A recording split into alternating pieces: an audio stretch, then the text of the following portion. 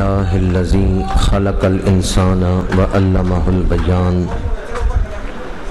الصلاة والسلام على رسول الرحمن سید الانام صاحب الجود والإحسان سیدنا و مولانا محمد المبعوث بخیر الملل والادیان وعلى آلہ واصحابہ بدور الایمان اما بعد فاعوذ باللہ من الشیطان الرجیم بسم اللہ الرحمن الرحیم یا ایہا الذین آمنوا اتقوا اللہ حق تقاتہ ولا تموتن الا وانتم مسلمون صدق اللہ مولانا العظیم ان اللہ وملائکتہ یصلون علی النبی یا ایہا الذین آمنوا صلوا علیہ وسلموا تسلیما الصلاۃ والسلام علیک یا رسول اللہ وعلی آلک واصحابک یا حبیب اللہ الصلاۃ والسلام علیک یا خطیب الانبیاء والمرسلین وعلی آلک واصحابک یا رحمۃ للعالمین۔ قابل صد احترام علماء کرام، مہمانان ذی وقار، برادران اسلام، حاضرین و سامعین، اللہ تعالیٰ کا شکر ہے جس نے ہمیں اس سعادت افروز محفل میں حاضری کی توفیق عطا فرمائی ہے۔ دعا ہے کہ خالق کائنات اس محفل کو اپنی بارگاہ میں درجہ قبولیت عطا فرمائے، اور اللہ تعالیٰ محترم چودھری محمد صادق صاحب مرحوم و مغفور کو بخشش و مغفرت اور جوار رحمت عطا فرمائے۔ مجھے آج اس محفل پاک میں جس موضوع پر گفتگو کرنا ہے وہ ہم سب کی ضرورت ہے، ایمان پر خاتمے کے وظائف۔ خطبہ کے دوران میں نے جو آیت مبارکہ تلاوت کی ہے اس میں اللہ رب العزت نے ارشاد فرمایا یا ایہا الذین آمنوا اتقوا اللہ حق تقاتہ، اے ایمان والو اللہ سے ڈرو جس طرح ڈرنے کا حق ہے، ولا تموتن الا وانتم مسلمون، اور نہ مرنا مگر اس حال میں کہ تم کامل مسلمان ہو، نہ تمہیں موت آئے مگر اس حال میں کہ تم مسلمان ہو۔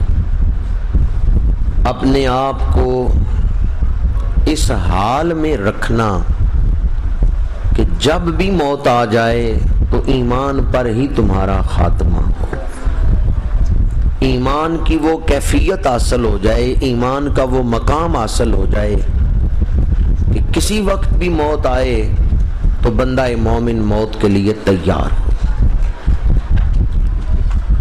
قرآن مجید فرقان حمید نے جہاں ایک طرف یہ حکم دیا ہے کہ اپنے آپ کو ہمہ وقت موت کے لیے تیار رکھنا، اور تمہیں موت آئے تو ایمان پر، وہاں اللہ کے پیغمبر حضرت یوسف علیہ السلام کی ایک دعا بھی قرآن مجید میں مذکور ہے۔ انبیاء کرام اپنے خاتمے کے حوالے سے کسی پریشانی میں مبتلا نہیں ہوتے، لیکن انبیاء نے جو ایسی دعائیں کی ہیں وہ امت کی رہنمائی کے لیے۔ حضرت یوسف علیہ السلام نے دعا کی جو سورہ یوسف کے اندر موجود ہے، توفنی مسلما والحقنی بالصالحین، الہی جب میرا وصال ہو تو اس حال میں کہ میں کامل مسلمان ہوں، وَأَلْحِقْنِي بِالصَّالِحِينَ، اور وصال کے بعد مجھے نیک لوگوں کے ساتھ ملا دے۔ دنیا میں تو نیک اور بد اکٹھے ہی ہیں، کہیں شادی کی محفل ہو، کہیں نماز جنازہ ہو، کہیں ختم شریف ہو، نیک اور بد سارے اکٹھے مل کے ہی بیٹھتے ہیں، پر آخرت کا یہ معاملہ نہیں۔ وَامْتَازُوا الْيَوْمَ أَيُّهَا الْمُجْرِمُونَ، وہاں مجرموں کی صفیں الگ اور اطاعت شعاروں کی صفیں الگ، نمازیوں کی صفیں الگ ہیں اور فاسق و فاجروں کی صفیں الگ ہیں۔ اس لیے اللہ کے پیغمبر نے دعا کا طریقہ سکھایا کہ جب دعا کرو تو اس طرح دعا کرو، توفانی مسلمہ، الہی میرا وصال ہو، مجھے موت آئے تو اس حال میں کہ میں کامل مسلمان ہوں، وَأَلْحِقْنِي بِالصَّالِحِينَ، اور موت کے بعد مجھے نیکوں میں شامل کرنا، جو صالحین کی جماعت ہے مجھے وصال کے بعد ان میں شامل کرنا۔ قرآن مجید میں ایک اور مقام پر اللہ تعالیٰ نے بندہ مومن کی موت کا خوبصورت منظر بیان کرتے ہوئے فرمایا کہ کس شان کے ساتھ اہل ایمان کو موت آتی ہے۔ اللہ تعالیٰ رحمت کے دروازے کھول کے انہیں بلاتا ہے، یا ایتھا النفس المطمئنہ، اے نفس مطمئنہ، ارجعی الی ربک، لوٹ آ اپنے رب کی طرف، راضیۃ مرضیہ، اس حال میں کہ تو اللہ سے راضی ہے اور اللہ تیرے اوپر راضی۔ فادخلی فی عبادی، میرے بندوں میں داخل ہو جا۔ وہ جو حضرت یوسف کی دعا میں ہے الحقنی بالصالحین، اسی کی تشریح قرآن مجید کی دوسری آیت سے میں کر رہا ہوں کہ اہل ایمان جب دنیا سے جاتے ہیں تو اللہ انہیں کیا فرماتا ہے، فادخلی فی عبادی، میرے بندوں میں داخل ہو جا، وادخلی جنتی، اور میری جنت میں داخل ہو جا۔ بڑی خوبصورت محفل لگی ہے، قرآن مجید کی تلاوت ہوئی، حضور کی نعتیں پڑھی گئیں۔ اگر باہر سے کوئی آدمی آئے اور اس محفل میں بیٹھے ہوئے ایک شخص کو اٹھا کے کہے چلو میں اس محفل سے اچھی محفل میں تمہیں لے چلتا ہوں، تو آپ کہیں گے اس سے اچھی محفل کون سی ہوگی؟ یہاں تو علماء بیٹھے ہیں، بزرگ بیٹھے ہیں، نعت خوانی ہوئی ہے۔ وہ بلانے والا کہے کہ یہاں تو علماء بیٹھے ہیں، چلو میں تمہیں اس محفل میں لے کے چلتا ہوں جس میں شیر خدا علی المرتضیٰ بیٹھے ہیں، جس میں حضرت صدیق اکبر بیٹھے ہیں، جس میں فاروق اعظم بیٹھے ہوئے ہیں۔ تو پھر یہ دنیا کی محفل چھوڑتے ہوئے، یہ محفل چھوڑتے ہوئے آدمی کو کوئی دکھ نہیں ہوگا کہ میں اس سے اچھی محفل میں آ گیا ہوں۔ بندہ مومن دنیا سے جاتا ہے، بچوں کو، بیوی کو، گھر کو، دوستوں کو چھوڑ کے جا رہا ہے، تو اللہ فرماتا ہے فادخلی فی عبادی، اس محفل کو چھوڑ اور آ ان بندوں کی محفل میں آ جا جن میں اویس کرنی بیٹھے ہوئے ہیں، اس محفل میں آ جا جس میں داتا گنج بخش علی حجویری بیٹھے ہوئے ہیں۔ یہ مقام اسے ہی ملتا ہے جس کا خاتمہ ایمان پہ ہوتا ہے۔ فادخلی فی عبادی کا درجہ اسے ہی ملتا ہے جو دنیا سے ایمان لے کے گیا۔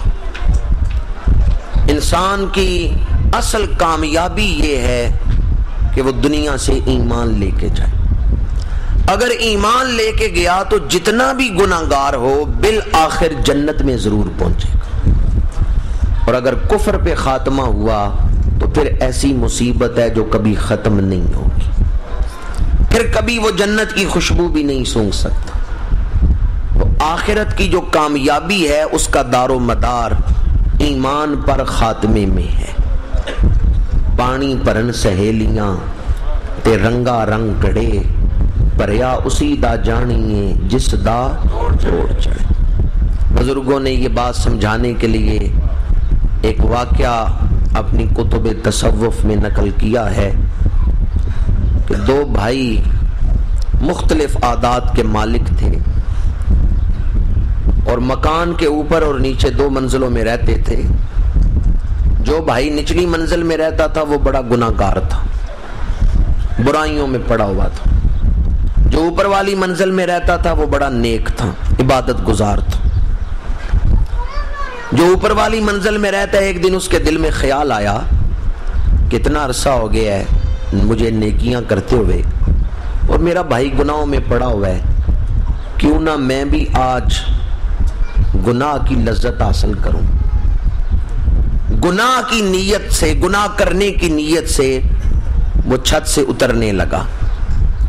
اور ادھر جو نیچے رہنے والا بھائی تھا، نچلی منزل میں رہتا تھا، اسے خیال آیا اتنا عرصہ ہو گیا مجھے گناہ کرتے ہوئے، کیوں نہ آج میں اپنے چھوٹے بھائی کے پاس جو اوپر رہتا ہے اس کے پاس جا کے توبہ کروں، معافی مانگوں اللہ تعالیٰ سے.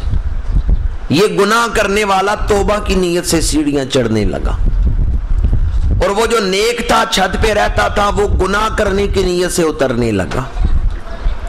خدا کا کرنا ایسا ہوا کہ دونوں سیڑھی سے گرے، دونوں کی موت واقع ہو گئی. بعد از وصال کسی عزیز نے خواب میں دیکھا وہ جس کی عمر نیکیوں میں گزری تھی وہ عذاب میں مبتلا ہے، جس کی عمر گناہوں میں گزری تھی وہ نعمتوں میں ہے، راحتوں میں ہے.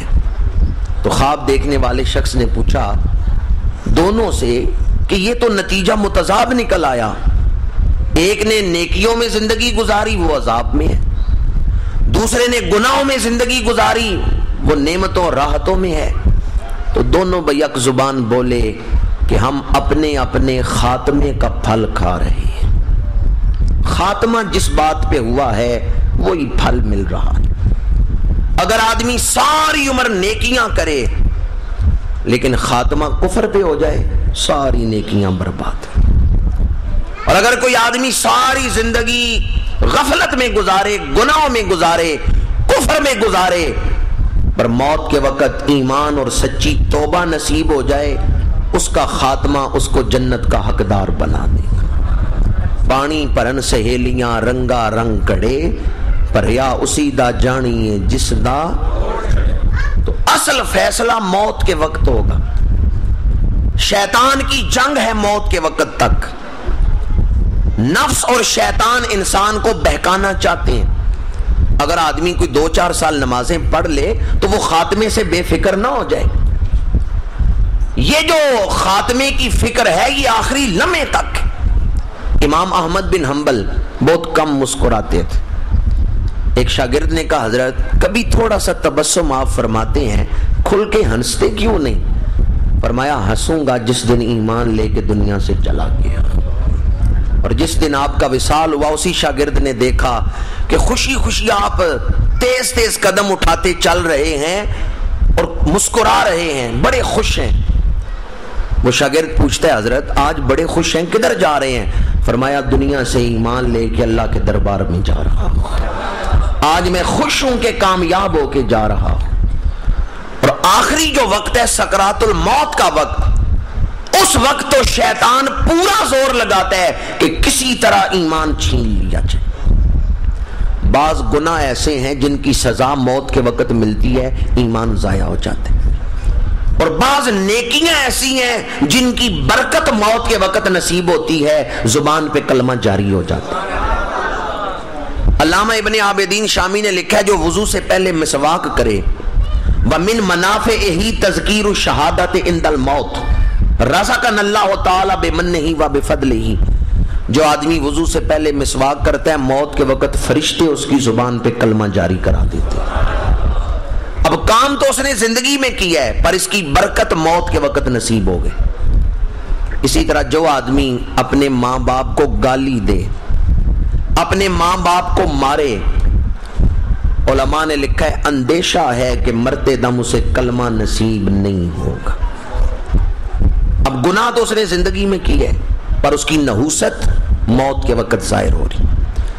تو کچھ گناہ ایسے ہیں کہ ان کی نحوست موت کے وقت ظاہر ہوتی اور کچھ نیکیاں ایسی ہیں جن کی برکت موت کے وقت ظاہر ہوتی.